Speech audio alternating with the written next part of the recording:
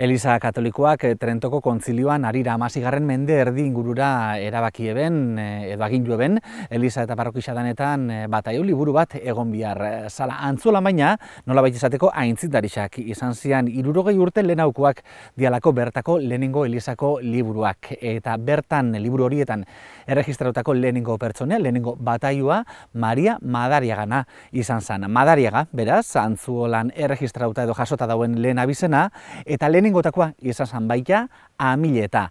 Amileta nere atzian dauen baserri horretan jatorrixa dakon abizena. Inigo Ramirez de Okariz, kaixo eta eskerrik asko, berriz be Antzolako historiako kontu honeitan, geure gidari izatiarren. Esan dugu, Amileta baserrixa izan zala, Amileta abizenan jatorrixa, 7 mende dakon baserrixa, edo oindala 7 mendetatik dauz bertako referentziak, ezta? Noiztik ezagutzen dugu Amileta baserrixa? Bai, aipatu duzun bezala, aspaldiko baserrixa da, Amileta, kokatuta Basalde auzoan, Antzuolan, eta Amileta aipatu duzu, baina hemen da beste baserri oso jatorri handikoak, ez? Bai, Inurrigarro, Galardi, Madariaga bera, bai? Aipatu duzun Maria Madariaga bertako bazan, auzo hontakoa. Baserrixa baina ja ez dago, ezta? Baserri hori desagertuta dago. Hori desagertuta dagoena, momentu honetan. Eta, bai, Amileta ja agertzen da dokumentu historikoetan 1381an. 14. mende bukaera aldera orduan. Hori da, eta ez bakarrik Amileta, beste baserri asko, Antzuolan ordurako ja eraikita daude, bai? Horrek esan nahi du, berez Antzuolako baserriak antzinakoak diela, eta ez dira bakarrik Basalde auzoan kokatzen, baizik eta sakabanatuta daudela auzo desberdinetan. Horrek esan nahi du, garai hartarako ja Antzuola komunitate bezala konsolidatuta dagoela.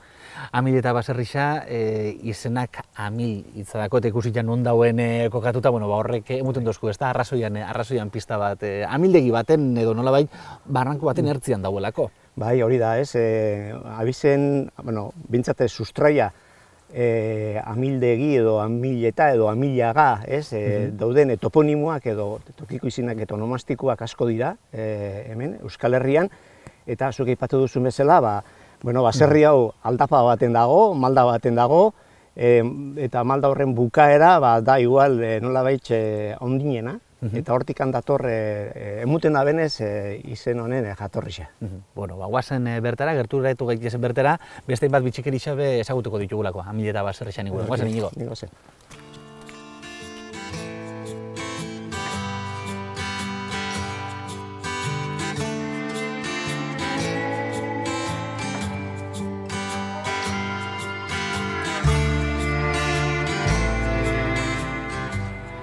Baina heldu gara, Amileta baserrira bertara, eta atentzio moten dagoen, lehenengo gauzia da, baserrixan beran tamainua. Betidanik izan da handixa, edo urtiekin fan da handitzen nola bai? Hori da, txikitxik handira junda baserri hau, ez? Ez bakarrik baserri hau, baserri danak. Honek dauzka nolabait 3 zati, ez? Eta zati bakoitza garai batekoa. Hemen aurrekaldian ikusten dugun fatxada hau, bere bi arkokin, 18. mendekua da, bai? Gero, atzera joango bagina, erdikua da eraikuntza sarrena, eta ja joan gaitezke 16. mendera, eta hor astarna batzuk gero ikusi ahal izango ditu, eta gero atzia da nolabait berrixena, 19. mendean edo eraikitzakoa. Osea, dauzkagu 3 zati mende desberdinetakoak. Historia kontu guztien izatzen dako gozada bat, ez da? Olako leku bat, hainbeste mende leku berian batuta nola bait, ez da? Hori da, ez? Zorionez, bintzate, harri batzu badauzkagu, eta harri horrek hitz egiteko gauza dia, eta dokumentuen bitxartez, irudikatzen dugu gutxi gora bera mende bakoitzean nola izango zen Amileta, ez? Lehen aipatu dugu, Amiletaren historia bai 14. mendetik handator. Lehenengo referentziak hortik datozela, pentsatzen dut, hau izango dira referentzia kontuak, ez da, eraikina ez dela berdina izango, ez da? Hori da, ez da, lehen zurezkoak egurrezko eraikuntzak ziren bateze, bai? Da horren nolabaiteko lekukoak eta badauzkagu Gipuzkoan. Baina hemen dauzkagun referentiak danak dira harrizkoak, harri landua asko ikusten da, eta hor, berez ikusten da, baserri honek poliki-poliki, nolabait aberastasuna irabazten manzala. Hori, tamaino horrekin daulotuta? Bai, hori da. Hemengo, jaiotako asko eta asko Ameriketara joandakoak dira, eta, batzuk pentsatzen dut diru eginda etorri eta eraikintza, etxea nolabait zabaltzeko eta aberasteko erabili zutela, irabazitzeko dirua. Oin ezautu daigun, baina barrutik, ia, atia zabaltzen duzkoen gaur egun bertan bizi dianak. Count me, call my name, don't leave me out in shame. Miguel Agirre Errasti, ezta? Bai. Urte askotako, Miguel. Amileta baserrixan bizitzarazu, zeure apelliduen artean ez dago Amileta, baina zeure familia hemen urtiak, ezta? Bizitzen, noiztik bizitze zeuek hemen? Hemen gubuetik eta geho bizagu heldua, da hortik bentzet hemen bizitzagoa, geho eta zein izango zen hona etorri zena, baina... Baina zeure bierraintonak, hemen guak, ezta? Kontatu esku Inigo, etxia historikoa dela, etxia handixa dela, zelakoa da, holako etxe baten bizikia? Hola behitzeko ona. Behitzeko, geho barrukoa, garbiketako eta beroketako igual esain hona, ez da? Honek, bentaga bat egutu zen, behar da garuak eta barruan danak zertein utzela. Lekua bintzat da eguela, ez da? Lekua. Dar ondo babestuta baten zala. Ganau eta gua. Inigo, kontatu esku hemen hainbat elementu historiko dauzela barruan, ikusiko ditugu? Ezten duzu barruan sartzen? Bai. Onatxe etorri gaienez, ez da? Bai. Guazen barrura, Miguel.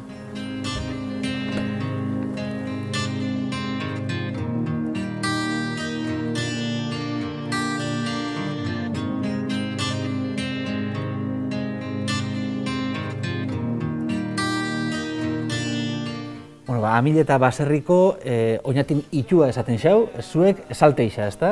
Salteixa. Hementxe gauz, izan be, hemen, lehen aipatu ditugun elementu historiko bat baino gehiago dauz, azteko eta behin ez dakit nondik gura duzuen aztea, zein jan azpimarragarri xena? Miguelek komentoko dutzue, basarri guztitzen importantenak izaten die zutikuak, egurrak, zenbotatako egurrak dauden, eta hemen benetan bereziak diren egurrak da ez, etxe hau eraikitzeko erabilizienak. Ez da, ez, Miguel? Bai. Alde bizietan dauzka berdinak. Alde ontago eta beste jane berdinak goraino. Hori da, esan behar da, hemen hasten diala, eta goraino, zapairaino duia zela, ez da? Goraino. Teilaturaino. Teilaturaino duia zela. Aritza, esan dut. Aritza, bai. Da egurra hunditxak izango zian, kuadro hori eta atzeko. Hori da, dana pieza bakarra da. Gaineko gizen dana kendu, eta giharria bakarrik lagata. Gainera, kuriosua da, ze hasieran arrixa dakoi, eta hori da, hemen animalixak egoten zialako, eta horrek dakarrelako, ez da? Hemen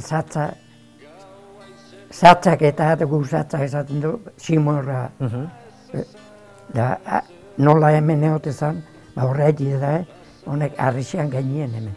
Hori da, zatzak egurra erre ez teixen, ez da? Erre ez teixen. Hauxe nola baite elementuetako bat, eta beste bat hor dauzen leio berezi horreik, ez da? Horreipe badako euren motibua. Horrek, nola orduan etzeon bonbileik, argixa pasatzeko zeukan eta atakua di horrek. Hor beste bat da tapauta da ona, egurran atzian. Baina horrek hortako eta atakua di. Hone dauka luzero bat, ganauak hor zehenian argixa pasatzeko ganau horrea. Hori gero duziko hori. Horako gauza kondo pentsau bihaziala, ez da? Argixa zela sartu... Eta, da argixa sartu eta jenteik ez hartzeko sistemia. Da argisa zabaldu horretik. Hori, eta gero, temperaturiakin badako zer ikusisa, ze horrek nolabait temperaturia mantentzen lagunketan eben, ez da? Ba, horrek sekula eta bolta ez ditu izatu nik horrek, beti gola izatu. Eta ez du pape hotzik egiten eta ia salban, hori garten da. Hemengo temperaturia konstantea da, uda eta negu. Por ejemplo, aurtengo udan ez da hau behotu behin. Eta gradutik ez da pasau. Inigo lehenkun aipatu duzu, ez da nolabait eraikin honek 3 zati dituela, 3 garai ezberdinetakoak, momentu honetan garairik zaharrenian gauz, nolabait esateko, 16. mendian. Hori da. Eta 16. mendetik 19. pasatzeko lekuape badako bere berezitasuna. Bai. Lehen aipatu duzun bezala, hemen daukagun horma guzti hau, horako leio edo saetera politxekin, 16. izaldikoak dira, bai? Eta garai hartan etxe nobelena izango litzake, eta orain beste zatira pasatzeko garai hartako 16. mendeko ate batetik pasatuko gara. Gaur itzuli da zortaldera. Eta oin gauz, etxeko, Amil eta Baserriko parterik barri zenian. Azkenengo indiako zatixea du. Eta hori argi ikusten da, hemen ikusten dugun arresi edo paeta hau, da garai bateko etxean bukaeria. Hor ikusten dugun arku horrekin. Hemen ikusten den arkua, harlanduz osatuta dago eta ojibala da. Eta, 16. mendekotzat joten dana, ez? Horrek esan nahi dau, lehen aipatu duzun bezala, alderdi zaharrenaren sarrera dela. Hori da, garai bateko sarreria, ez da? Etxean sarreria edo irteria, baina, kanbarrua eta kanpua banatzen zituena. Eta hori, zuk segun Miguel Lende esan duzu, ez da? Paeta arresi hau alderik alde behiana. Etxegan beste zati badako, baina paetia banatzen dagoena berdina da. Berdina. Eta beko partia egurrezkoa, beko partia arriskua, eta goiko egurrezkoa. Hori izaten beste ezberdintasun bat edo beste ezaugarri bat. Hori da, eta hemen antzolan badago beste eredu bat, antzerakoa, baina, eta ez bakarrik, baserriak, ermitak ere alaxen eraikitzen ziren, ez? Lehendabiziko maila arriskua izaten zen, eta handik gorakoa egurrezkoa. Egurrezko egituria eta egurrezko itxuturia izaten zen. Eta baserriekin gauza bera gertatzen zen, segun eta ze zonaldekoa, ipar mendebaldekoak, iparraldekoak arriskoak izaten zirelako, baina normalien arrasi erekitzen ziren. Gero etorri zen, harriz erekitzeko moda hori. Gaur ezautu dugu, Amil eta Baserrixan zati bat behintzat, Miguel, eskerrik asko, zuen etxeko atiak zabaltziarren. Urrungo baten betorriko gara kaso, ikusten dugu hemen onjokan asko dauela ikusteko eta kontatzeko. Miguel, eskerrik asko. Zeure. Eta Inigo, eskerrik asko. Zeure baita, esan dugun moduan, Antzolako historia kontuetan gure bide lagun izatiarren. Begizun arte.